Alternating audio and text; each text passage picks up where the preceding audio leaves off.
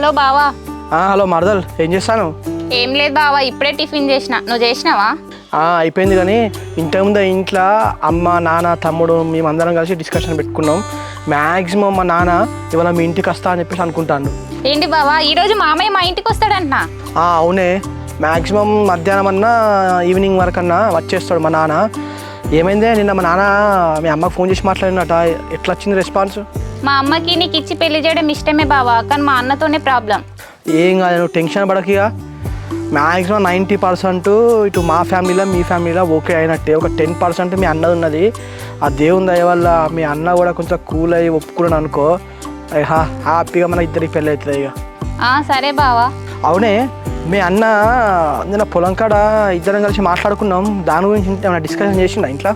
ఏంటి బావా, నువ్వు మా అన్న మాట్లాడుకున్నారా? దేని గురించి? మళ్ళీ అయితే ఏం గొడవ